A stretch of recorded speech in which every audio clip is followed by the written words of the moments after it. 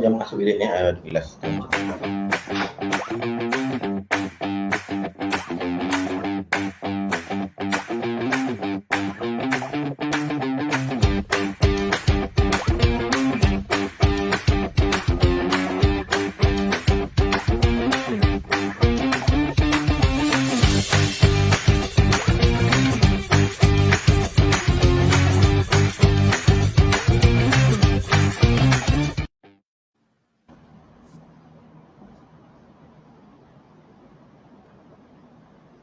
Hai, Assalamualaikum. Saya Aizat Ismail, Peguam Hartanah dan juga founder Hartanah dan Anda. Sebagai seorang peguam, saya telah berpengalaman mengendalikan urusan hartanah selama 20 tahun dan saya ingin kongsikan pula pengalaman dan ilmu yang saya ada kepada anda melalui platform Hartanah dan Anda, sama ada secara online ataupun offline. Ini semua saya lakukan kerana matlamat saya adalah untuk membantu sekurang-kurangnya 100,000 orang, terutamanya bumi putra, memiliki hartanah pertama mereka dalam tahun 2021. Kini, saya ingin mengajak anda untuk bersama-sama mencapai impian tersebut. Ayo, kita buktikan bahawa kita semua boleh. Jom follow Hartanah dan Anda untuk saya bantu anda memiliki hartanah dalam tahun ini dengan cara yang betul, insya-Allah.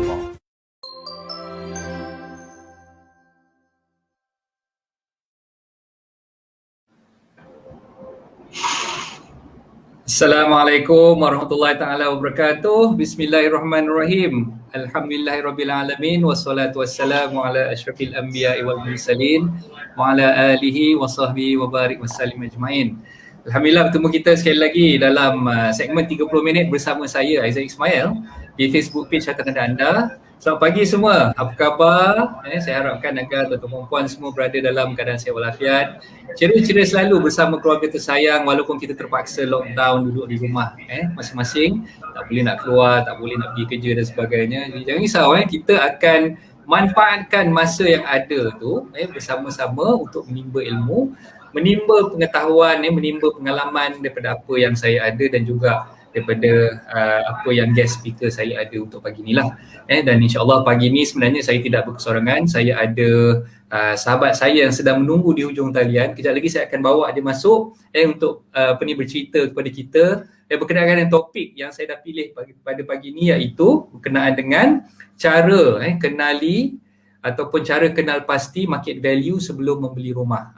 Itulah dia topik yang kita dah pilih untuk pagi ni, dan ini sejajar ataupun selari dengan apa yang telah saya tulis di dalam e-book saya, Tips Mudah Jual Beli Hartanah, yang merupakan antara chapter ataupun topik yang terawal yang saya kongsikan dalam e-book tersebut. Jadi saya harap tuan-tuan perempuan telah menerima e-book tersebut. Saya dah emailkan kepada mereka yang dah request untuk download e-book tersebut melalui link yang saya dah sharekan semalam, dan saya harap tuan-tuan perempuan dah bersedialah dengan e-book tersebut sepanjang tempoh lockdown yang saya buat segmen 30 minit bersama saya ni, yang saya akan kongsikan satu persatu topik yang akan kita bincangkan sepanjang tempoh lockdown ni berdasarkan kepada apa yang telah saya tulis di dalam e-book tersebut. Okey, saya nampak ada beberapa nama yang telah bersama-sama dengan kita. Saya ambil peluang untuk baca sekejap sahabat-sahabat yang dah join ni. Saya nampak Puan Azira. Waalaikumsalam Puan Azira, selamat pagi. Terima kasih banyak-banyak Puan Azira. Cik Zikri pun ada, waalaikumsalam. Tuan Hafizul pun ada, waalaikumsalam. Ini semua sahabat-sahabat REN kita ni. Boleh support jap lagi ada agensi punya meeting. Okay, alright. Okay, Ezrina pun ada, waalaikumsalam, selamat pagi. Mas pun ada, terima kasih Mas. Selamat Hari Raya. Okay, masih lagi dalam mood beraya Mas walaupun hari ni hari yang ke-berapa, 20 pun kita dalam bulan Syawal. Okay, dah habis puasa 6 ke belum Mas? Kalau belum habis puasa 6 tu cepat-cepatlah habiskan. Puan Marini pun ada, waalaikumsalam Puan Marini. Koyum Ali pun ada, terima kasih, waalaikumsalam. Muaz pun ada, waalaikumsalam Muaz. Koyum, waalaikumsalam. Terima kasih banyak-banyak. So siapa-siapa yang dah join rancangan live ni, saya mohon bantuan untuk tekan button share, kongsikan dulu rancangan live ni kepada rakan-rakan yang lain supaya kita boleh tarik lebih ramai lagi kawan-kawan kita yang kat luar sana tu, daripada diorang tak buat apa-apa, melanguk duduk kat rumah. Kita sama-sama lah ajak mereka untuk join bersama untuk menimba sikit sebanyak ilmu yang kita akan sampaikan pada pagi ni. Okay, seperti mana yang saya dah war-warkan tadi, saya tidak bersorangan sebab ada sahabat saya di hujung talian, dia dah standby dah. Saya nak jemput sahabat saya yang saya dah kenal sejak sekian lama lah. Tahun ni merupakan tahun yang keempat kot. Kita dah saling kenal mengenali dan kita dah bekerjasama banyak dalam kes-kes yang saya handle dalam menjalankan kerja-kerja saya sebagai seorang pegawai hartanah. Saya banyak merujuk pada beliau sebab beliau ni adalah seorang pakar penilai hartanah. So dia adalah seorang jurunilai ataupun valuer yang bertauliah, yang berdaftar dengan lembaga, dan dalam masa yang sama beliau juga adalah seorang agensi principal yang ada ramai jugalah ejen-ejen ataupun REN-REN yang berdaftar di bawah agensi beliau. Okay, so untuk tidak membuang masa, saya jemput sahabat saya, saudara SR Nurullah. Okay, inilah dia orangnya. Okay, jangan serius sangat Pak Lah. Senyum sikit Pak Lah, senyum sikit. Senyum sikit Tengok serius sangat tu. Okey, apa khabar Pak Lah? Assalamualaikum. Waalaikumsalam warahmatullahi wabarakatuh. Alhamdulillah. Nampak ceria je hari ni. Ni kat rumah ke? Ya, kat rumah coach. Tak boleh nak keluar lagi, tu nanti tak ada. Itulah pasal kalau buka office nanti kan orang kata melanggar SOP pula kan, jadi kita duduk je lah kat rumah kan. So dalam masa kita tengah berada dalam tempoh lockdown ni, kita manfaatkan lah tempoh lockdown yang ada ni untuk sama-sama kita kata apa, bermesra dengan keluarga. Kita buatlah perkara-perkara yang tertangguh sejak sekian lama. Mungkin tahun lepas masa PKP 1.0 tu kita dah niat dah, kali ni kita nak bercucuk tanam, nak tanam pokok ke, tanam bunga ke. So tergendala masa PKP 1.0 tak sempat nak buat. So PKP 3.0 ni kita buat lah kan. Ada juga yang mungkin dah berhasrat nak memanfaatkan tempoh PKP 3.0 ni untuk menulis buku kan. Ada kawan-kawan kita yang dah berhasrat nak tulis buku tapi tak sempat. So masa ni lah masa yang tersesuai untuk kita isikan masa tersebut dengan melakukan perkara-perkara bermanfaat. Tak kisahlah apa perkara pun, yang penting kita kekal duduk di rumah, tak payah nak berjalan, tak payah nak ke hulu ke hilir orang kata, kita duduk ke rumah dan diam je, dan kita buatlah perkara bermanfaat bersama keluarga kita sayang. Okay, so Pak Lah, pagi ni sebenarnya kita jemput Pak Lah khas ni untuk bincangkan topik tentang valuation.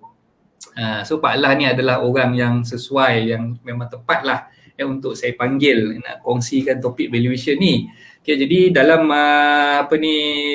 pasca PKP 1.0 yang lepas, macam yang kita dah war-warkan banyak kali dah sebenarnya, pasaran hartanah ni sedang rancak, banyak aktiviti penjualan dan pembelian hartanah sedang berlaku.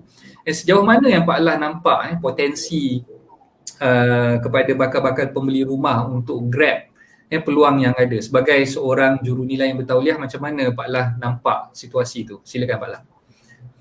Okay. Assalamualaikum. Terima kasih for Isaac dan juga kawan-kawan lain. Kalau tengok senario sekarang ni memang kita di bawah pandemik, tapi kalau sebelum 2020 lagi, memang dalam 2015 tu memang dah, kalau ikutkan memang dah buyer market.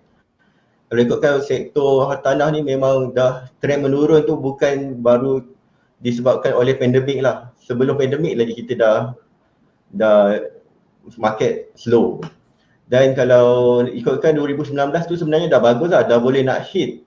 Cuma disebabkan pandemik ni lagi jatuh.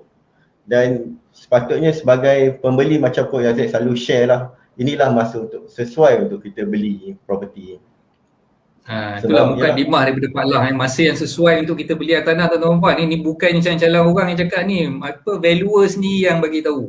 Sebab dia tiap-tiap hari duk bergelumang, orang ni nak minta tolong checkkan market value, bank minta checkkan market value, REN pun minta tolong checkkan market value. So itu kerja Pak Lah sebenarnya.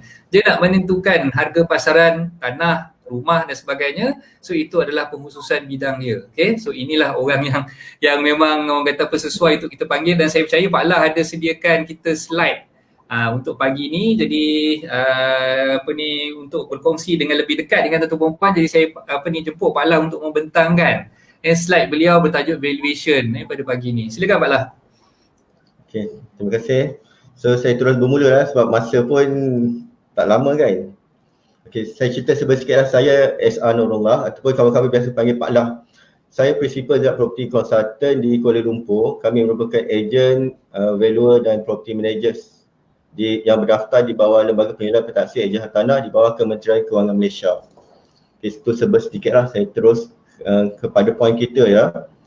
So kalau kita tengok property market overview, transaksi mengikut kategori bagi tahun 2020, kita boleh nampak ya, sektor kediaman merupakan mendapat jumlah transaksi yang tertinggi, lebih kurang 65% transaksi, diikuti oleh tanah, oleh kategori pembangunan 6%, pertanian 21%, industri 1%, perdagangan 7% sahaja. So kalau kita tengok kat sini, 65% bagi sektor kediaman tu, dia punya transaksi tu lebih kurang 190,000. Banyak ya tuan-tuan, 190,000. Tanah pembangunan lebih kurang 18,000. Tanah pertanian lebih kurang 61,000, industri lebih kurang 4,700, perdagangan lebih kurang 20,000. So kalau ada kat sini tuan-tuan kawan-kawan kita yang buat real estate agent, sama-sama buat agent hartanah ataupun ada yang pihak pembeli, sebenarnya sektor hartanah tahun 2020 walaupun terkesan dengan pandemik masih tinggi lagi jumlah transaksi dan juga jumlah nilai dia. Okay, kita tengok kat sini ya. Dari segi value transaksi bagi tahun lepas tu lebih kurang 119 bilion. Tinggi ya. Lebih, kalau residential tu dia punya masih dominasi lagi, lebih kurang 65 bilion. Lebih kurang 55% daripada nilai keseluruhan hartanah pasaran tu. Tanah pembangunan lebih kurang 8 bilion, 7%. Tanah pertanian lebih kurang 12 bilion. Industri lebih kurang 12 bilion walaupun dia 1% tapi nilai dia besar. Mungkin sebab dia kilang apa semua kan. Kalau komersial pun sama, lebih kurang 19 bilion. So kalau kita tengok kat sini, dari segi tadi, saya patah balik ya. Kediaman merupakan sektor mendapat transaksi yang paling tinggi lah, lebih kurang 65%. Tapi dari segi value dia dah macam dah 55% kurang sebab property lain pun, hartanah lain pun mendapat nilai yang tinggi. So peratus diorang pun agak tinggi kat situ. So kalau kita agent, kalau kita tak dapat jual lah, kalau kita kat sini lebih kurang 191,000. Kalau dapat jual 10% pun 19,000 dah banyak dah tu. So kita kena ambil lah peluang ni, kena cakna lah dengan peluang-peluang yang ada ni. Kalau tak dapat sebanyak mungkin 190,000 macam tu pun, kalau dapat satu bulan satu kes pun dah cukup bagus kan. Tapi cubalah. Tapi saya rasa kat sini kalau yang rent tu mesti dia orang target lagi banyak lah kan. Mesti target 20 ke 30 kes ke 50 kes sebulan. Okay. Sekejap Pak Lah, yang perangkaan ni yang dikeluarkan oleh siapa Pak Lah? Perangkaan ni oleh NAPIC, National Property Information Center. Waktu dia setiap tahun, NAPIC ni mengeluarkan data dipanggil Property Market Report. Property Market Report 2020 dia keluarkan dalam bulan 4 tahun ni. So dia menunjuk inilah data yang terkini lah untuk tahun 2020. Okey, nak menjelas sikit Pak Lah. Kalau tuan-tuan puan tengok e-book yang saya dah kongsikan kepada tuan-tuan puan, e-book miliki hartanah 2021 dalam e-book tersebut sebenarnya saya dah sediakan laporan-laporan yang dikeluarkan oleh NAPIC. Saya ada copy dan pastekan di dalam e-book tersebut. Jadi tuan-tuan puan boleh tengok statistik yang Pak Lah kongsikan ni di dalam e-book yang saya dah sharekan kepada tuan-tuan puan. Okey, teruskan Pak Lah, silakan. Okey, terima kasih. Okay, kita tengok dari segi volume transaksi pula ya. Kalau tengok kat sini dari segi sektor kediaman lah, paling tinggi lebih kurang 65% adalah hartanah di bawah 300,000. Hartanah yang range 300,000 ke 500,000 pula lebih kurang 17% ataupun lebih kurang 50,000 punya transaksi lah. 500,000 ke 1 juta kurang sikit, lebih kurang 11% ataupun 34,000. Lebih 1 juta paling sikit lah, lebih kurang 15,000 transaksi ataupun 5%. So maknanya permintaan untuk rumah 300,000 ke bawah ni masih tinggi lagi dan masih mendominasi market lagi lah. Ini untuk tahun 2020 dan memang sebelum-sebelum ni pun memang bawah 300,000 permintaan paling tinggi lah. So semoga kerajaan pun dah banyak jugalah buat usaha. Kalau di Selangor ni ada rumah RSKU, rumah Selangorku. Kalau di Kuala Lumpur ada rumah WIP, rumah mampu milik wilayah. Di negeri-negeri lain pun saya ingat ada rumah-rumah yang mampu milik lah, bawah 300,000 ni. Sebab tu permintaan paling tinggi kat sini lah. Okay, saya terus kepada untuk check market value lah. Sebab kalau dari segi market value ni sebenarnya kita ada, bagi orang public lah, orang awam, kita boleh check asking price. Dia asking price lah, dia bukan sebenarnya market value. Asking price ni kita boleh tengok dekat mudah.my. Kalau Facebook tu dia ada Facebook Marketplace, ada iProperty, ada Property Guru. Tu antara kita boleh tengok lah. Kalau contohnya kita ada rumah nak beli dekat Kajang, kita boleh tengok Kajang, Taman Mani, kita boleh tengok dekat asking price di website yang saya nyatakan lah. Tu cara yang pertama. Cara kedua ni hearsay. Hearsay ni macam orang bawang lah. Dia sembang, oh rumah ni jual harga berapa, rumah jiran aku jual harga berapa. Itu pun hearsay lah. Salah satu orang tentukan penilaian lah bagi public lah ya, bagi orang awam. Yang ketiga ni lah lagi best, plug in figure. Dulu je beli rumah harga 200,000, dah buat renovation 100,000. Okey lah boleh jual 300,000 ataupun sebab nak 400,000. So itu antara public punya nak penentuan market value. Memang tak salah, bolehlah sebagai guideline kalau nak ambil daripada asking price di website property tadi, hearsay dengan orang kata jiran ni jual berapa, makcik dia jual berapa, atau plug in figure based on harga dia beli, based on renovation apa semua tu. Tapi sebenarnya kalau untuk dapatkan data yang betul dan data yang tepat, dia kena merujuk kepada Kementerian Kewangan Malaysia lah dan lembaga hasil. Sebab bila satu transaksi tu telah perjanjian jual beli tu telah ditandatangani, ni tugas Coach Isaac lah sebagai peguam untuk buat stamping di lembaga hasil dalam negeri. So kami valuer akan dapat info daripada jumlah sebenar transaksi yang telah di stamping. Kami dapat daripada Kementerian Kewangan ni sebab kami buat evaluasi di bawah Kementerian Kewangan Malaysia, data daripada Jabatan Penilaian Perkhidmatan Harta. Tapi public pun sebenarnya boleh juga dapat info daripada BRICS lah. BRICS ni dia pun dapat daripada transaksi jual beli. So kalau tuan-tuan nak cek secara lagi tepat boleh cek di BRICS, brickz.my ni. Cuma property kalau jenis kediaman agak straightforward lah, commercial atau industri agak straightforward. Tapi kalau untuk tanah-tanah macam pertanian apa semua tu kena info yang lagi tepat lah. Sebagai guideline boleh, tapi kalau yang sebenarnya memang kena rujuk kepada valuers lah sebagai orang yang menentukan nilaian tu. Okey, berbalik kepada apa yang Pak La dah kongsikan tadi, saya nak bagi tahu kepada masyarakat, kepada publik semua, bila Pak La sharekan tentang brickz.my ni, kita tuan-puan jangan salah faham. Brickz.my ni dia akan keluarkan laporan-laporan berdasarkan kepada transaksi jualan yang telah dimuktamadkan. Kena faham kat situ anggaran harga berdasarkan kepada penjualan adalah kita tengok dalam mudah.my, iProperty dan sebagainya. Tapi di dalam brickz.my ni dia akan tunjukkan harga-harga yang berjaya dijual oleh public, dan maklumat yang ada kat situ kita boleh katakan lebih tepat lah. Lebih tepat berbanding dengan kalau kita cek ataupun kita tengok di dalam mudah.my ataupun dalam iProperty. Cuma bagi mereka yang tidak ada account, yang tak boleh nak login masuk ke dalam brickz.my ni, kita boleh dapatkan maklumat percuma. Tapi maklumat percuma yang ada di brickz.my ni agak terhad. Dia agak terhad sebab transaksi yang ada tu mungkin berlaku tahun lepas, 2019 dan sebagainya. Dia tidak terkini lah. Jadi bagi mereka yang ada account, dia boleh akses ke dalam brickz.my punya database tu. Dia punya perincian tu adalah lebih detail dan harga tu adalah yang lebih terkini. Betul tak Pak La? Betul. Kalau macam kami dalam valuers punya report tu dia lebih kurang ada dalam 30 row, 30 data. Tapi dalam Bricks ni dia agak limited lah sebab dia buka pada public dan data dia agak limited. Dia tak macam kami lah. Kami dapat full access, full data berbanding dengan brickz.my. Jadi macam mana, ada mungkin yang tertanya-tanya lah nak jadi nak ahli lah untuk brickz.my ni nak dapatkan full database tu kan. Ada kena apa-apa bayaran ke ataupun macam mana caranya tu? Brickz.my memang ada dia punya subscription lah, dia ada yearly punya subscription ataupun based on taman tu. Kalau contohnya kita nak beli taman Petaling lah, katakan taman Petaling, so kita boleh beli just data untuk taman Petaling sahaja. Sebab dia bagi punya data tu, dia bagi dalam 10 data je. So kalau kita nak dapat lebih daripada 10 data tu dan dia dapat alamat penuh, kita kena beli data tu secara macam like ad hoc lah.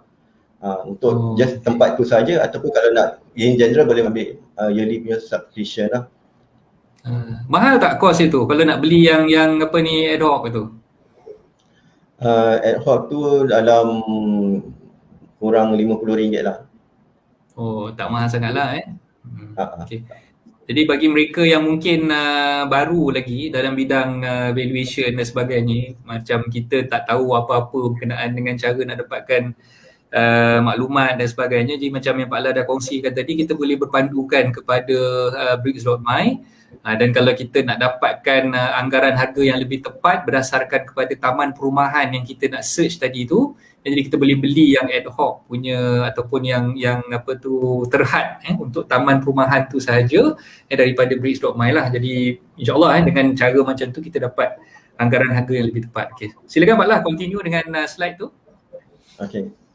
So saya sekarang cerita sikit tentang kita dalam terma penilaian ni, kita ada terma yang paling utama biasanya market value lah. Market value ni willing buyer, willing seller. Maknanya dia pembeli penjual tu rela mengikut tempoh yang ditetapkan, dia mana macam tak ada paksaan lah. So memang ini adalah term bagi market value.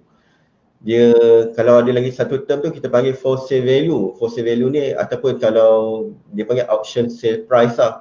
So ini nilai jualan paksaan. Biasanya kalau pembeli tu tak dapat jelaskan pinjaman, so bank ada hak untuk buat lelongan lah ke tanah tu, dan nilai for sale value ni pun kadang-kadang memang rendah daripada market value, tetapi ada setengah keadaan tu kalau demand dia tinggi, dia boleh jadi lagi tinggi daripada market value. So dia bergantung juga lah, tapi kebanyakannya majoriti memang rendah daripada market value lah. Sebab kalau kali pertama tu tak laku, kali kedua bank akan turunkan lagi dalam 10%, turun lagi.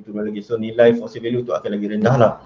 Macam kawan saya baru ni pun dia beli dekat office dekat Wangsa Maju, market dalam 500,000 lah, dia dapat dalam 420,000 je. So tu memang sebab dah for sale value kan memang terpaksa macam tu lah, lagi rendah.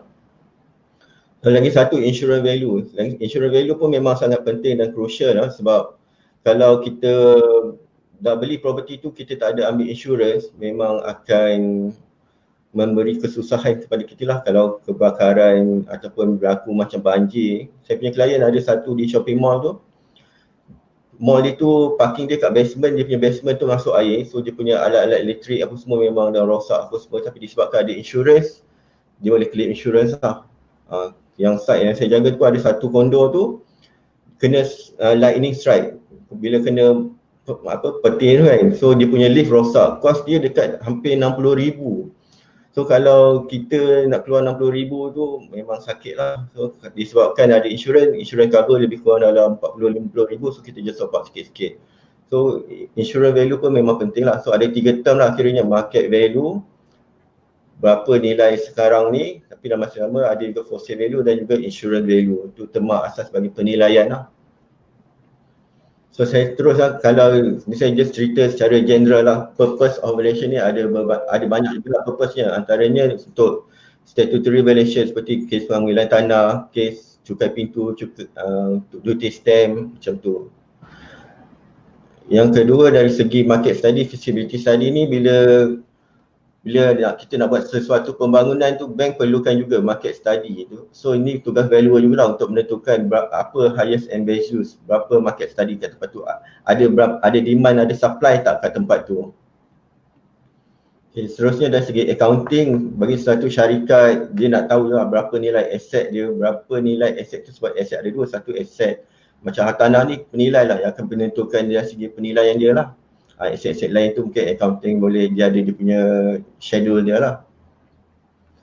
Sales disposal ni lebih pada mungkin agent lah. Kalau owner dia tak pasti nak jual berapa, pembeli nak beli berapa tu, so kita boleh buat juga untuk sales ataupun purchase punya purpose penilaian.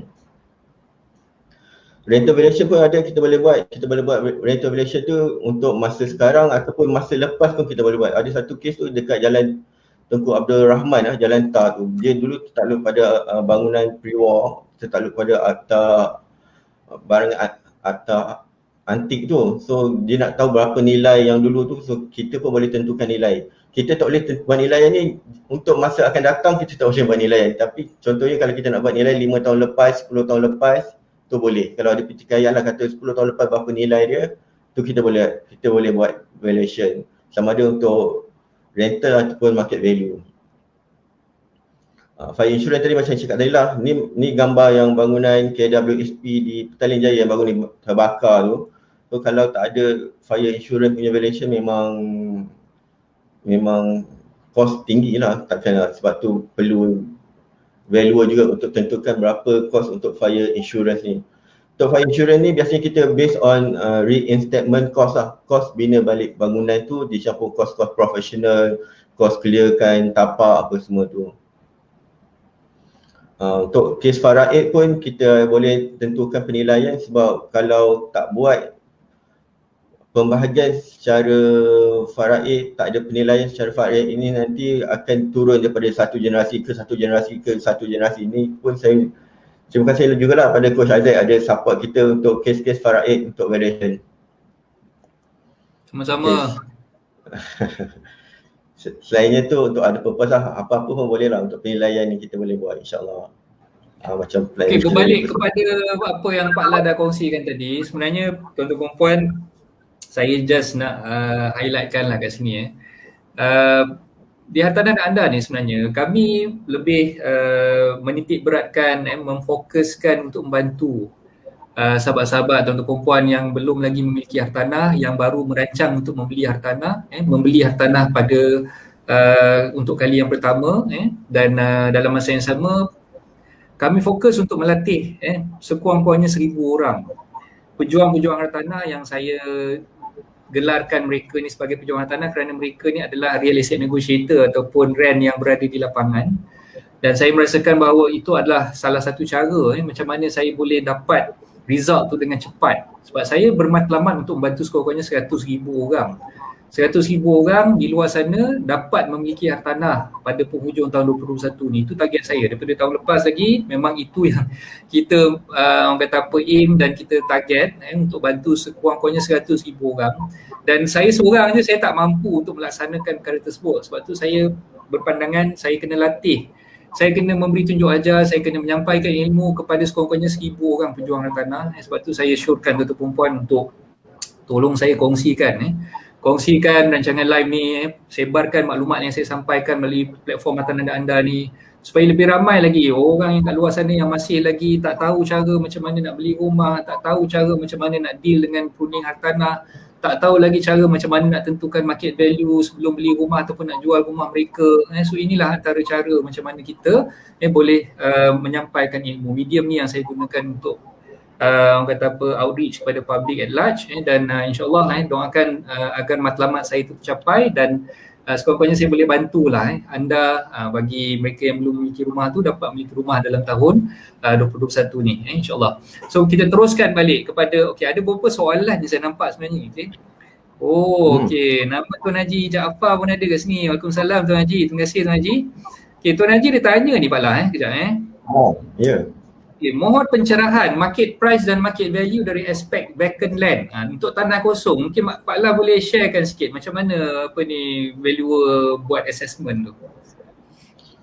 Okey, tanah kosong punya penilaian ni kita kalau ikutkan kita punya itu, ini next saya nak cerita sikit lepas ni lah. Kita memang ada macam mana penentuan nilaian tu kan, macam mana apa kaedah-kaedah dan macam mana dari segi pelarasan tu. Kalau ikutkan memang kalau dalam kaedah perbandingan mungkin saya boleh terus kat sini sikit lah terus. Kaedah perbandingan ni apple to apple, maknanya kalau dari segi tanah kosong tu kita pun kena compare juga dengan tanah kosong. Kita tak boleh ambil tanah kosong dengan tanah ada pokok getah ke, ada pokok kelapa sawit ke macam tu, sebab dia punya nilaian tu tak sama.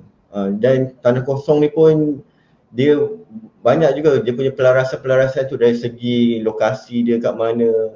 Kalau tanah tu ada potensi untuk development, mungkin harga dia lagi tinggi daripada tanah kosong yang tak ada potensi untuk development. So dia itu memang itulah, kita ada 5 kaedah, kalau ikutkan 5 kaedah, dan kita ada beberapa faktor untuk pelarasan lah, untuk penentuan nilai tu.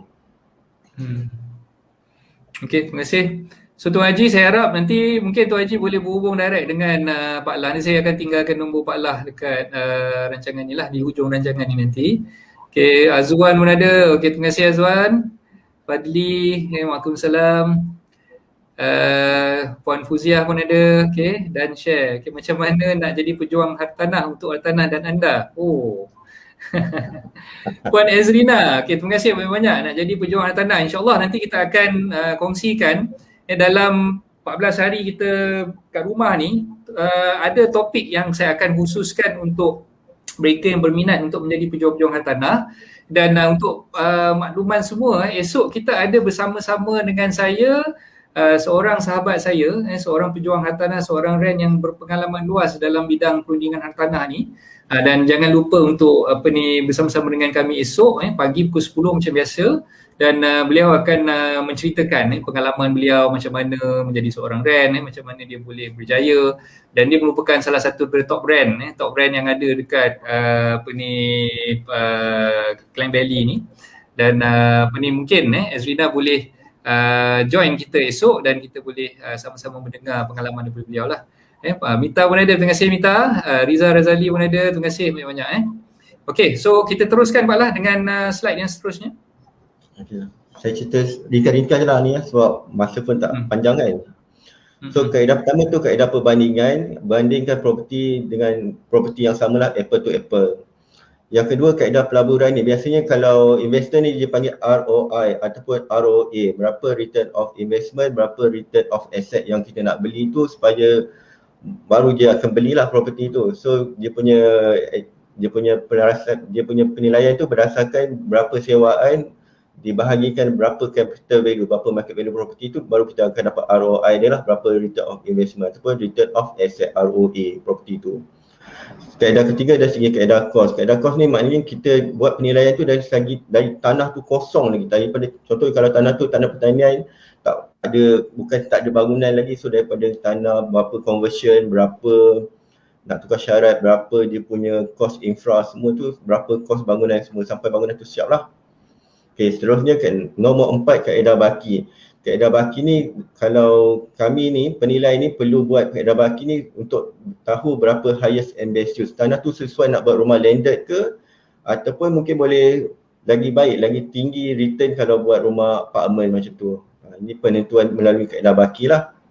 Yang terakhir dari segi kaedah keuntungan. Kaedah keuntungan ni berdasarkan daripada hartanah yang memberi pulangan. Contohnya macam pam minyak apa semua. Kita akan base pada dia punya audit report tu. Daripada audit report tu kita akan extract data dia lah untuk tentukan dia punya penilaian mengikut kita punya formula-formula kita.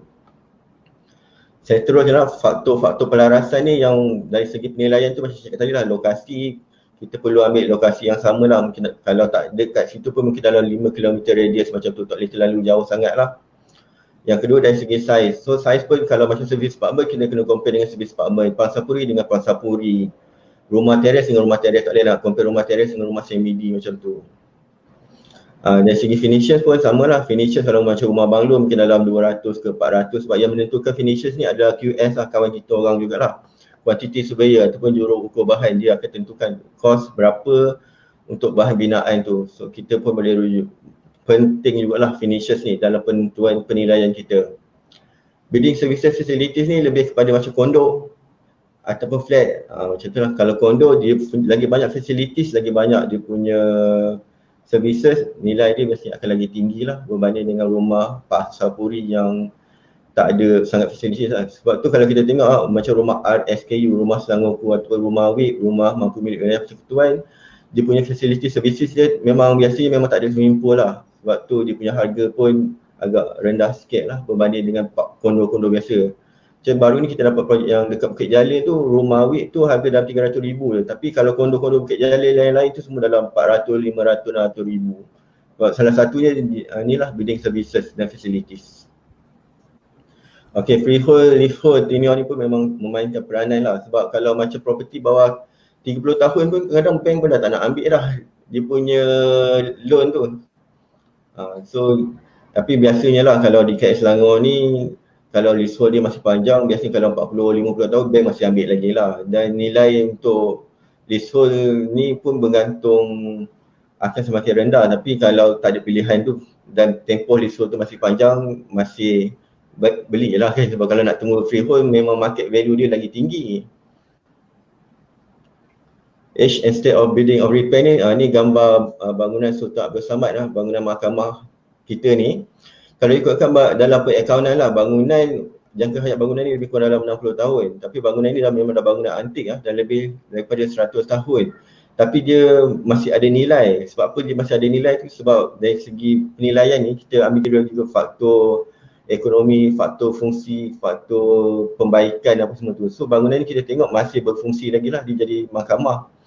Dia punya susut nilai tu tak ada lah kiranya sebab masih digunakan lagi, kecuali kalau bangunan tu abandon dan bangunan ni pun dijaga dengan baik apa semua lah, memberi pulangan sewaan lagi kepada pemilik dia.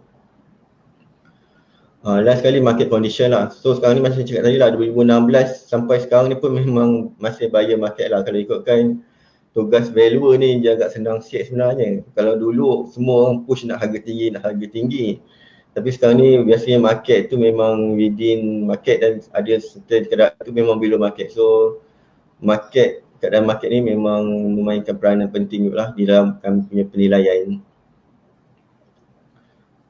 Dan nak habis lah ni saya cerita valuation fee sajalah.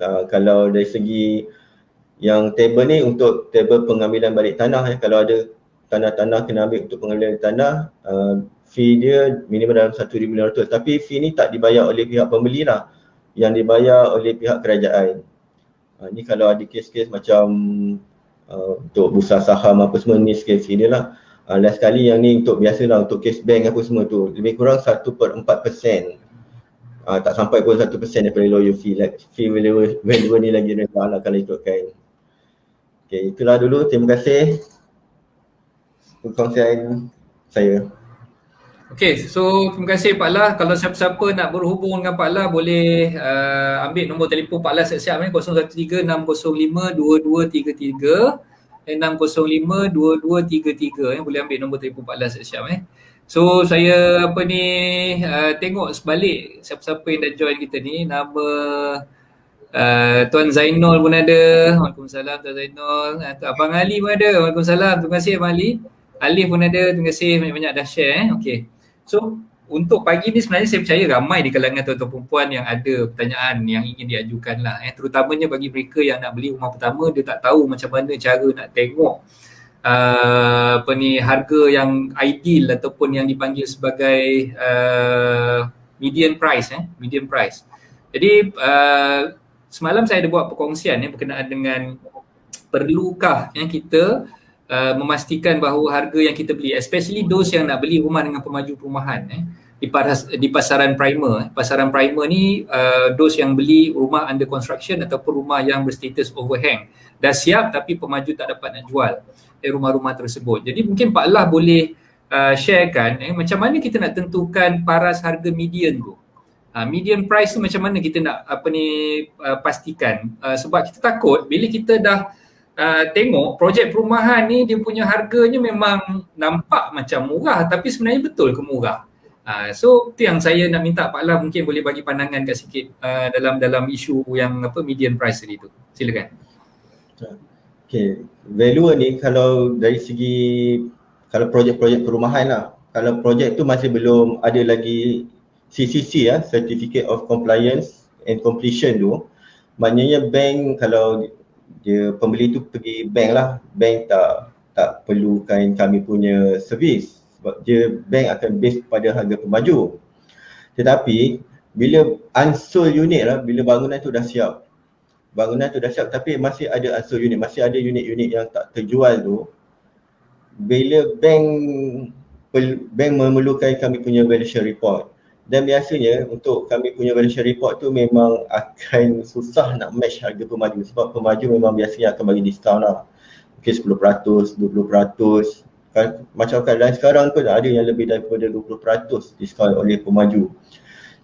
Kami value pula, kami tak boleh base pada harga oleh pemaju.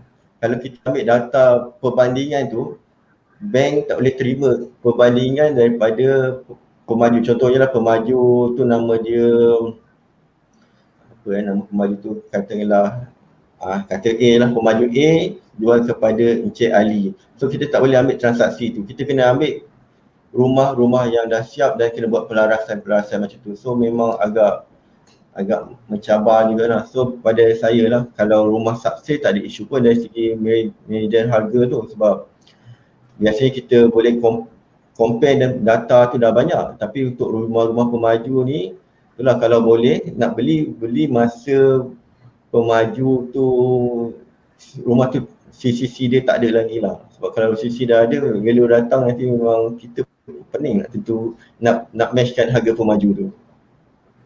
Ada isu juga lah. Okey, yang mustahaknya sekarang ni, tuan-tuan puan kena faham bila kita nak beli rumah dengan pemaju perumahan, pemaju perumahan ni biasanya dia akan letakkan harga ada dua kat situ sebenarnya. So macam yang kita biasa tengok dekat perjanjian jual beli ataupun SPA price. SPA price ni adalah published price yang dia dapat kelulusan daripada Kementerian Perumahan dan Kerajaan Tempatan dalam dia punya what we call APDL Advertising Permit dan Developers License. Itu harga yang dipublish. Okay, dan sebenarnya harga yang dipublish tu lebih tinggi berbanding harga yang sebenar yang dijual kepada kita sebab harga sebenar yang dijual kepada kita tu biasanya harga tu ada diskaun dan dah bagi diskaun sudah siap. Kalau ikut kempen pemilikan rumah ataupun HOC yang telah pun dimulakan sejak tahun lepas, pemaju-pemaju yang nak dapat enjoy HOC punya kempen ni yang boleh wavekan what we call stamp duty, boleh dapat banyak perks daripada kerajaan, mereka perlu memberikan diskaun sekurang-kurangnya 10%. 10% kepada bakal-bakal pembeli. Okay, jadi tuan-tuan perempuan kena faham harga yang diletakkan di dalam perjanjian jual beli dan juga harga yang diletakkan untuk jual kepada kita, biasanya harga tu memang berbeza. Yang dekat dalam SPA tu, yang tu publish price dia tu sebenarnya harga yang lebih tinggi berbanding dengan harga yang dijual kepada kita yang dah diberikan diskaun daripada pemaju perumahan tadi itulah. Jadi tuan-tuan perempuan perlu faham bila kita beli dengan pihak bank, bila kita beli dengan pihak pemaju dan buat pinjaman perumahan dengan pihak bank, biasanya kita akan ada tendensi, ada keinginan untuk dapat duit cashback tu. Duit lebihan daripada loan yang kita pinjam tadi tu. Tapi kena ingat, sebenarnya cashback yang kita dapat balik, duit yang kita dapat daripada pinjaman yang kita buat tinggi dengan bank tadi tu adalah duit kita sendiri yang kita kena bayar balik. Pinjaman tersebut kita kena bayar balik. Jadi untuk tuan-tuan puan yang mungkin sedang berkira nak beli rumah dengan pemaju nak dapatkan cashback.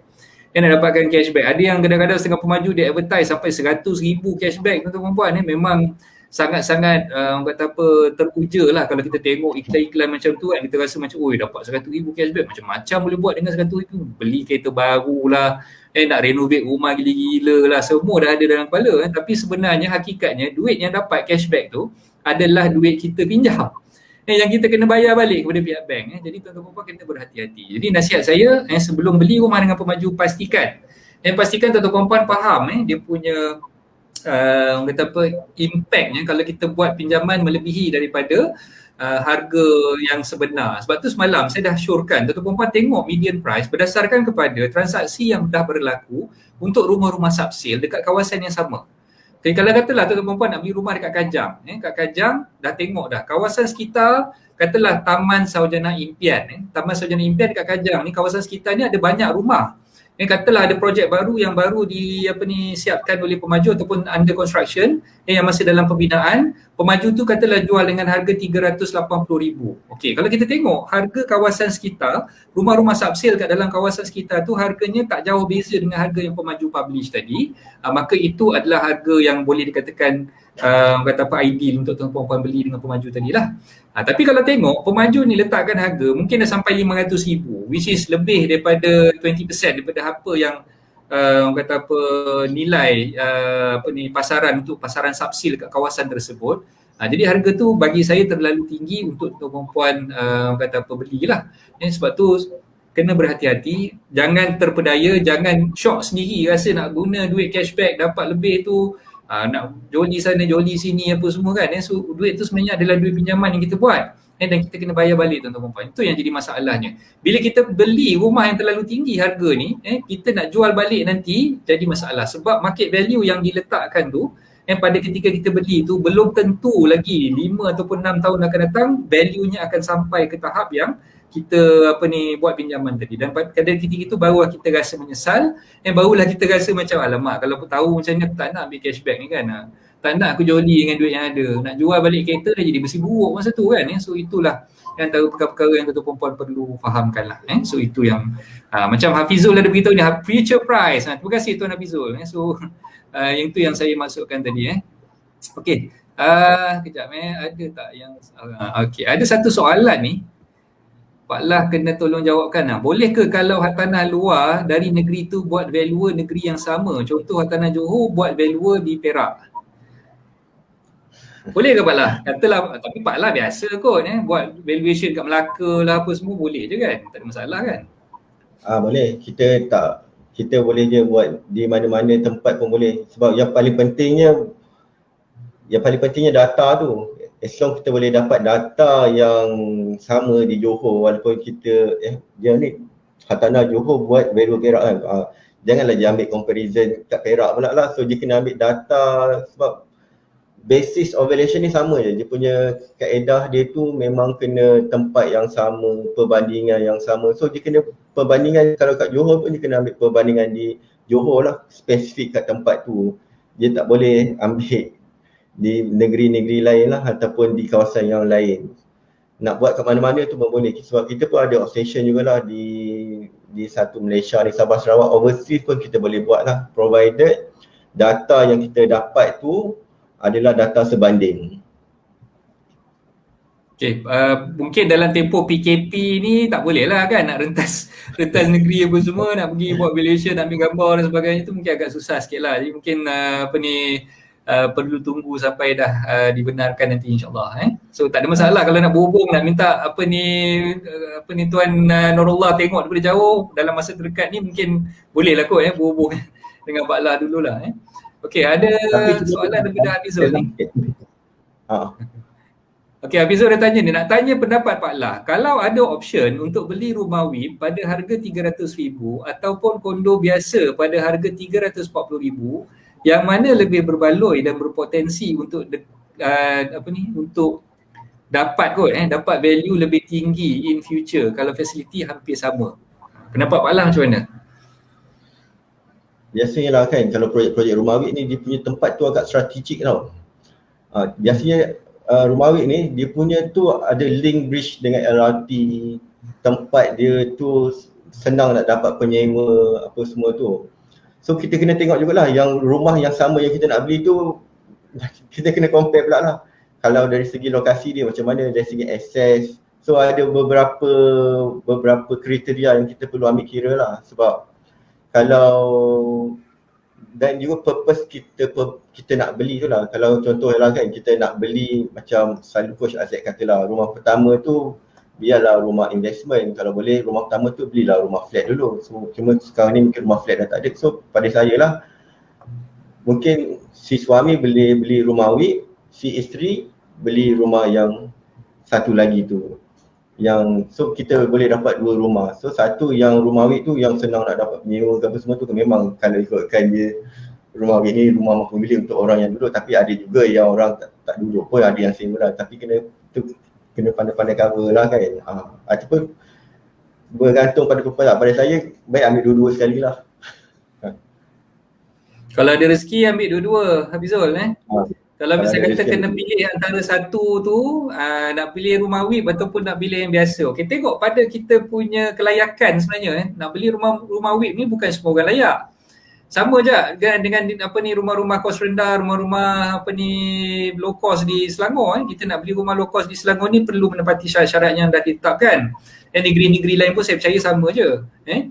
So pandangan saya, kalau kita belum memiliki rumah, kita belum ada lagi aset, kita seharusnya grab peluang untuk beli rumah kos rendah ataupun rumah-rumah WIP ni tadi. Kalau kat Selangor ni kita perlu check lah dia punya checklist tu di Lembaga Perumahan dan Tanah Selangor. Jadi dekat negeri-negeri lain pun saya percaya ada dia punya checklist dia, apa guideline yang kita perlu orang kata apa semak dan patuhi lah. Dan bagi mereka yang belum ada rumah, memang saya syorkan sangat-sangat beli rumah kos rendah, sebab itulah peluang untuk tuan-tuan perempuan beli, sebab tuan-tuan perempuan belum ada rumah lagi. Belum ada rumah lagi, belum ada orang kata apa aset lagi. Beli rumah kos rendah ni dulu. Tak kisahlah orang kata rumah kotak mancis ke, rumah macam orang kata apa busuk ke apa kan, tak kisah. Yang penting kita beli dulu, kita gunakan peluang tu untuk dapatkan kelebihan. Sebagai pembeli rumah pertama, beli rumah kos rendah dulu. Itu saranan saya. Okay, terima kasih Hafizul atas soalan ni. Okay, kita tengok sekejap komen-komen yang lain ni. Okey, Puan Azirah ada tanya kat sini. Saya ada pertanyaan, contoh pemaju jual minta pembeli ikut harga SPA, tapi bila nak buat loan market value tak sama dengan SPA. Macam mana tu? Pak Lam mungkin boleh orang kata apa jawabkan soalan ni. Tapi buat loan market value tak sama dengan SPA. Ni mungkin rumah yang macam saya cakap tadi lah kot, bila rumah unsold rumah dah siap. Sebab kalau rumah pemaju tu CCC tak ada lagi, biasanya bank memang akan ikut je harga pemaju. Tapi bila rumah dah siap, memang bank akan minta valuer punya opinion. So memang akan timbul masalah kat sini. Ni bukan masalah pembeli je, kami sebagai penilai pun pening. Sebab macam tadi pun Coach Isaac ada beritahu kan, kalau rumah di Sawyana Impian Kajang tu, kalau memang range harga tu tak jauh sangat beza, kita senang nak buat penilaian tu. Tapi kalau range dia tu harga jauh sangat, kita pun tak boleh. Sebab kalau kita ambil harga yang pemaju jual, silap-silap kami ni valuer ni kena suspend langsung, tak ada bisnes dengan bank ni. Sebab ke satu kes ni nanti patut ada 50 kes lagi, bank kes-kes lain langsung tak dapat. So itu memang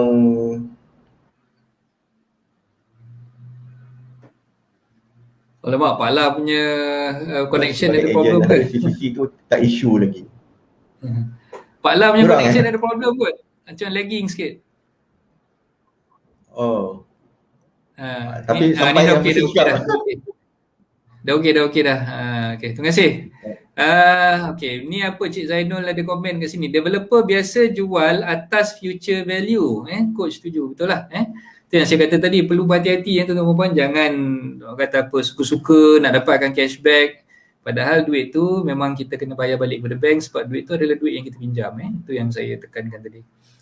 Okay, Muaz ada tanya kat sini. For new project yang pelik, macam mana boleh ada bank financer indeed harga rumah tu jual overprice macam Bandar Rimbayu, Teluk Panglima Garang. Oh, okay. Macam mana boleh ada bank financer indeed harga rumah tu jual overprice? Okay, mungkin Pak Lam boleh komen sikit Pak Lam, macam mana? Dia kau team dengan developer tu ke? Developer ni tak tahulah dia pakai valuer mana kan. Yang penting bukan Ziyad Property Consultant lah. Ni valuer lain ni. Yelah, memang tak dinafikan lah. Memang ada, contohnya macam bukan projek ni sajalah. Projek kat mana ni? Teluk Panglima Garang, Rimbayu macam projek masing pun macam setengah bank tu pun, kalau dia dah ada dah. Kalau pemaju ni memang market gila-gila, so dia pun dah ada dia dah ada cut off dia punya ni lah.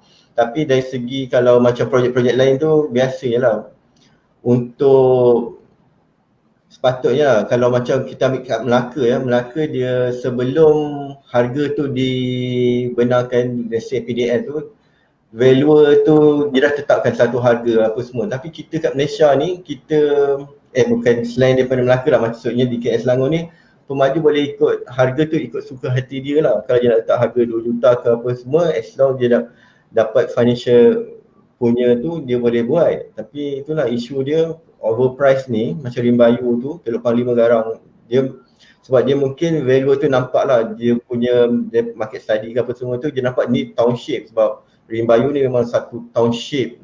Yelah, dia pun orang panggil apa, Kota Kemuning South kan. Kat section Kota Kemuning tu memang dah established area, cuma Rimbayu tu atas sikit lagi. Dan dia pun ada WCE, West Coast Expressway, ada exit dia sendiri kat situ. So memang harga tu agak tinggi sikit lah, sebab township dengan semua pocket development ni harga dia tak sama. Sebab township ni dia lagi banyak facilities, dia mungkin ada mall, ada dia punya fasiliti lagi banyak lah. Sekolah semua dah ada. Kalau pocket project ni dia sikit, so harga tu agak ni. Cuma harga overprice tu macam mana bank financial tu mungkin dia ambil faktor-faktor tu lah kot. Dia nampak dari segi lokasi Limbayu ni pun memang Teluk Panglima Garang, tapi lokasi dia pun tak jauh daripada Kota Kemuning, tempat pun establish macam tu lah. Cuma nanti yang peningnya bila sisi isu tu lah, value nak tentukan harga tu. Kalau tak ada perbandingan yang sama memang susah. Okey, terima kasih apa ni atas jawapan Pak La tadi. Terima kasih Muaz atas soalan tu. Okey, ada Encik Zikri tanya ni, kalau beli rumah anda pemaju, perlu buat valuation tak? Okey, dengan pemaju sebenarnya, dia macam Pak La beritahu tadi lah Encik Zikri, dia tak boleh kita nak dapatkan valuation berdasarkan kepada harga rumah yang pemaju tu jual, sebab dia, pemaju ni dia, bila katalah dia dah tablekan harga tu kepada kementerian, Kementerian Perumahan dah luluskan harga tersebut, mereka dah boleh start buat iklan, boleh yang kata apa dapat APDL tu, mereka dah boleh iklankan projek perumahan tersebut. Jadi kalau nak check market value rumah tu, kalau misal kata tak ada CF dan sebagainya, valuer pun tak boleh nak kata apa valuekan rumah tersebut berdasarkan kepada apa ni. Dan kita biasanya option untuk kita beli dengan pemaju ni biasanya lah, kalau saya syorkan tuan-tuan perempuan kena tengok 3 perkara asas yang paling utama sekali bila nak beli rumah dengan pemaju. Satu, track record pemaju tersebut lah, kena tengok track recordnya, apa past history apa ni projek-projek yang dah dibuat oleh pemaju tersebut sebelum tu. Yang kedua, location dia lah, location dia kat mana. Yang ini antara sebab-sebab utama kenapa perempuan apa ni berminat untuk beli rumah tersebut. Mungkin location ni dekat dengan fasiliti awam dan sebagainya, ada dia punya orang kata apa sebab-sebab yang tuan ataupun puan rasa mudah untuk pergi kerja, hantar anak pergi sekolah dan sebagainya. Ini antara perkara yang utama ni. Okay, yang ketiga adalah berdasarkan kepada what we call harga yang ditawarkan oleh pemaju tersebut lah. So tiga punca utama ni yang saya syorkan tuan-tuan perempuan, pastikanlah pemaju yang memang betul-betul track recordnya positif, yang tidak ada apa-apa masalah sebelum-sebelum ni, ada rumah terbengkalai dan sebagainya, kita perlu elakkan lah. Dan yang dari segi locationnya kat mana, dan kita dah tengok harganya tu memang harganya kompetitif, sesuai dengan ni. Dan sekarang ni macam yang apa ni biasa dilakukan oleh pelabur-pelabur hartanah. Okay, ni saya just nak cerita sikit lah apa yang dah dibuat oleh kebanyakan grup-grup pelabur-pelabur hartanah. Mereka kumpulkan, kalau saya boleh ceritakan kat sini, ada di kalangan pelabur-pelabur hartanah yang kumpulkan mungkin dalam 30 ke 40 orang yang berminat untuk melabur hartanah, dan mereka akan poolkan dos yang berminat ni untuk beli sekali arum. Contohlah ada 30 atau 40 orang yang memang dah dalam diorang punya grup. Contohlah macam tuan-tuan perempuan ni mungkin ada grup property investor ataupun grup alumni sekolah ataupun grup alumni universiti dalam grup WhatsApp tu. Di samping you all membawang cerita pasal sekolah ke, cerita pasal universiti ke, cerita mengumpat orang tu, mengumpat orang ni. So ada seorang malawan ni dia cakap daripada kita mengumpat ni baik kita cerita pasal duit, kita buat something yang kita boleh jana pendapatan. Okay, why not kita beli rumah, kita beli pool. Kita jumpa dengan pemaju ni, kita cerita dengan dia, okay saya memang dah kumpulkan 40 orang. Ni dah ada 40 unit yang kita nak beli ni. Berapa diskaun yang you boleh bagi? Ada juga jenis macam tu. And so tuan-tuan, bila kita nak beli rumah dengan pemaju ni, itulah sebenarnya yang saya nampak dan saya boleh syorkan. Kalau tuan-tuan perempuan datang seorang-seorang nak beli rumah, contohlah macam you berminat nak beli rumah dekat tepi MRT station dekat Kajang lah sebagai contoh. Asyik Kajang ni, betul-betul saya duduk Kajang kan, dekat dengan MRT station ni, kedudukan dia strategik ni, pemaju dia pun okay, not bad kan, ada track record bagus dan sebagainya. Okay, so you datang seorang-seorang, you nak beli, nak dapatkan diskaun lebih, memang susah lah sebab kita seorang-seorang je kan. Tapi kalau misalnya kata you dapat kumpulkan, mungkin ada 10 orang kawan-kawan yang memang you dah persuade, you dah cerita dengan diorang pun berminat nak beli rumah yang sama kan.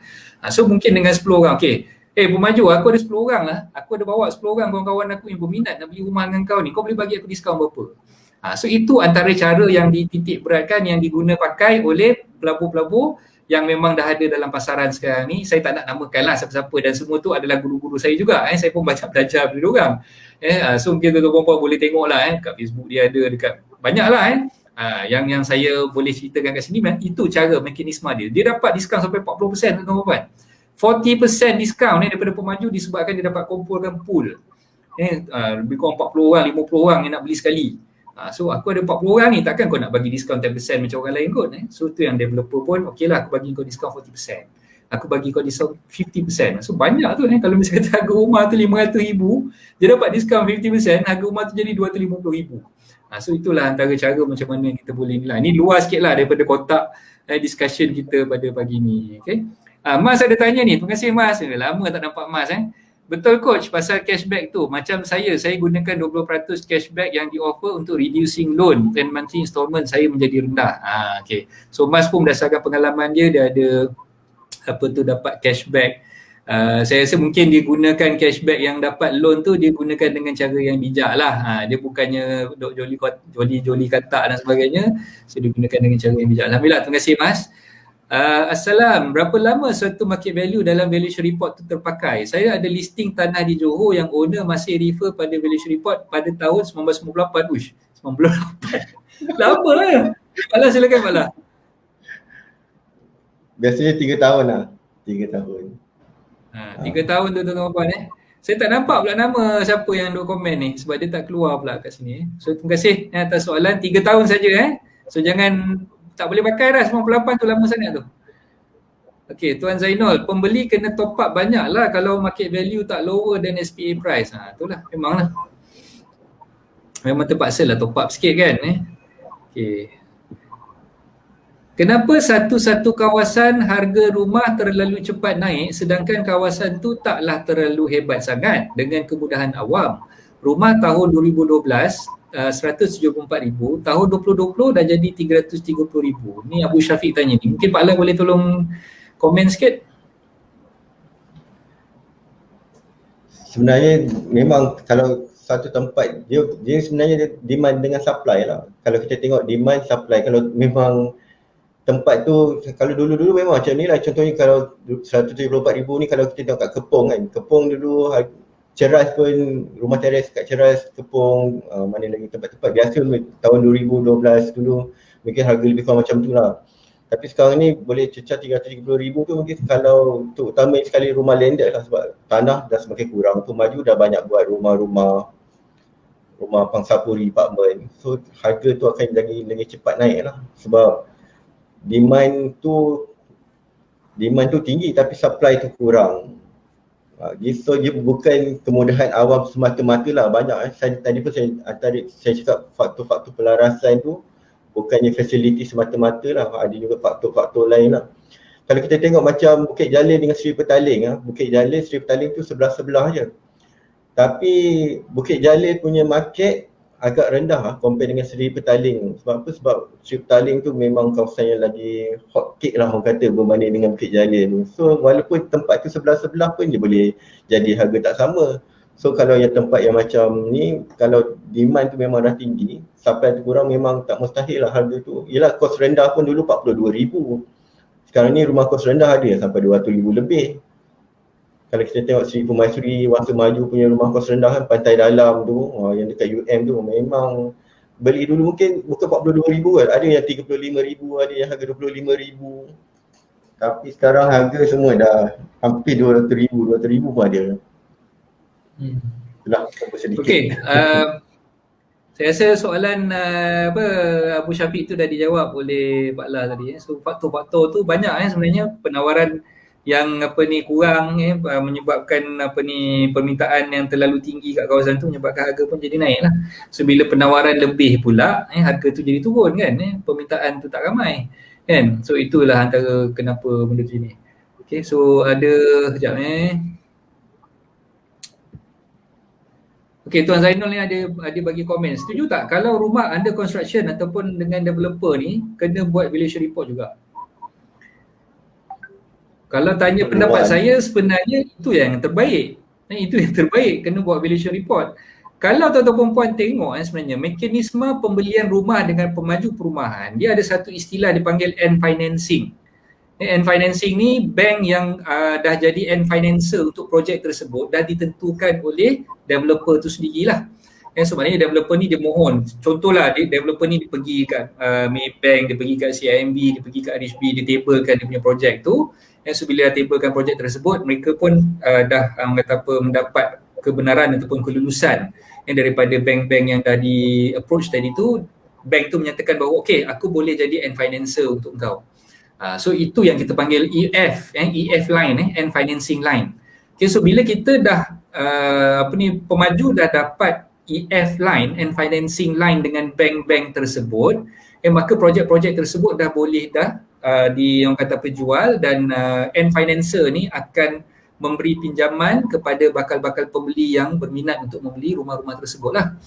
Jadi kalau katalah macam Cik Zainul syorkan tadi, nak buat valuation dan sebagainya, mungkin pada ketika dia nak buat end financing tu, nak memohon untuk bank-bank tersebut menjadi end financer kepada projek tersebut, ketika tu sebenarnya mungkin valuer untuk bank-bank ni dah buat assessment, dah buat valuation dan dah menasihati pihak bank, okey, projek ni memang dari segi valuation ni boleh capai ke harga yang tertentu lah, seperti mana yang developer tablekan tadi tu. Dan perkara tersebut bukannya dibuat ketika mana kita nak beli rumah, kita nak apply loan dengan bank, masa itulah kita nak kena buat valuation dengan valuer. Tidak, sebab daripada awal tu lagi harga tu dah ditentu sahkan oleh valuer yang mewakili pihak bank ketika mana mereka nak betul menerima projek tersebut untuk dimasukkan di dalam end financing line diorang. So itu yang saya boleh ceritakan lah, dia punya apa tu macam mana, prosedur dia macam mana. Jadi kalau misalnya kata Tuan Zainul beranggapan bahawa nak kena buat valuation report bila kita nak buat pinjaman dengan pihak bank, kita nak beli rumah dengan pemaju, bagi saya itu tak berapa kena ataupun tak berapa wajar lah. Tak berapa wajar, tapi kalau misalnya kata benda tu, report yang kita dah buat tadi tu boleh digunakan oleh bank untuk revise balik dia punya valuation dan sebagainya, so why not kan. Tapi saya rasa jarang, memang tak pernah pun bank kata kau punya valuation ni rendah, aku ikut valuation kau lah yang rendah ni. Tak ada, dia orang akan ikut follow daripada awal-awal tu lagi. Bila dia buat EF punya line tu, awal-awal tu dah ada valuation report yang dikeluarkan oleh valuer mereka, panel-panel bank ni. Ketika itulah yang mereka akan kenal pasti berapa harga financing yang mereka boleh bagi itulah. Okay, so itu komen saya untuk Tuan Zainul punya pendapat tadi. So Muaz kata bab purchase yang boleh dapat kau diskaun macam coach cakap tu, betul? Ni yang sifu-sifu hartanah kita banyak gunakan cara macam ni, dia buat bab purchase tu. Okay, Arifin ada tanya ni, Pak Lah, pengalaman saya kalau rent tanya dengan valuer directly sesuatu market value, dia first selalunya tak layan. Tapi bila rent tanya market value melalui banker, baru valuer layan, i.e. layan banker tu lah. Kenapa ya? Ini soalan apa ni, macam nak menikam Pak Lah di belakang ni. Silakan Pak Lah. Itulah valuer ni, dia punya job scope tu bukannya tentukan nilai, dia pun kena banyak lah. Nak siapkan satu valuation report tu, dia kena pergi site, dia pun kena buat title search, dia kena buat looking plan apa semua tu. So kita dengan banker tu memang biasanya lah banker ni akan bagi balik case tu pada kita. Cuma kalau pada rent ni, itulah dia kena sky dulu lah orang kata kan. Sebab kalau kita pun tak kenal orang tu, tiba-tiba suruh ni agak susah jugalah, sebab kita pun banyak lagi kerja lain, priority lain lah. Dia macam ni Arif kena faham nak cari agensi tu, cari yang ada SR macam Pak Lah ni. Jangan cari agensi yang tak ada SR, kan senang kalau ada SR kat dalam agensi tu. So senang kita tanya principal yang ada SR tu je kan. So itulah yang saya boleh komen kan. Kalau misalnya kita buat repo dengan kita punya principal yang ada SR tu, senang sikit kan. So takkanlah SR yang ada dekat dalam agensi kita tu nak kata kau pergi tanyalah dengan apa ni valuer lain, aku sibuk lah, aku banyak kerja lah. Takkan nak cakap macam tu kan. So itulah kalau boleh mintalah cari apa ni, semua bos dapatkan SR masuk dalam agensi you all tu. Okay, so tu gurau-gurau je lah dia. Jangan kecil hati pula yang saya cakap tu. Ali pada tanya ni, macam setengah projek, ada developer dapat EF dari bank yang boleh bagi 100% loan dan ada yang boleh bagi takat 90% je. Apa sebabnya? Okay, dia tengok kepada reputation dan juga projek viability tu juga Alif. Tengok pada benda tu. Sebab bank ni pun kita tak tahu dia punya assessment dia terhadap projek tersebut macam mana. Ada yang mungkin boleh bagi 100%, ada mungkin boleh bagi 90%. So soalan tu agak subjektif, dia bergantung pada projek tu projek basis dan juga profile ataupun history dia punya pemaju tu sendiri lah. Kalau dia ada reputation yang bagus dan projek dia tu memang berimpact tinggi, saya rasa mungkin bank tak ada masalah nak bagi financing lebih. Itu yang saya faham lah, yang saya boleh jawab soalan pada Alif tadi. Kalau rent tanya, belum tentu job tu dapat kat that valuer. Kalau banker tanya, biasanya case satu job dapat balik kat value tu. Itulah. Kalau faham tak apa. Terima kasih banyak-banyak Tuan Zainul. Ni Arif ada tanya, principal agency sendiri pun tak layan. Allahu Akbar. Janganlah sampai macam tu. Kesian ni Arif ni. Tuan-tuan principal kepada Arif ni tolonglah backup dia sikit. Akir dia tanya, ZPC panel dengan bank tu tak Pak Lah? Kod-kod lah boleh refer case. Macam mana Pak Lah boleh jawab soalan Akir ni? Kita setakat ni kita ada ad hoc sajalah. Ada beberapa bank tu dia boleh terima kita punya ad hoc. So itu kena PM tepi lah tu. Sebab kita company kalau ikutkan, kalau company dah lama establish 5-10 tahun macam tu memang senang nak dapat kena bank ni. Tapi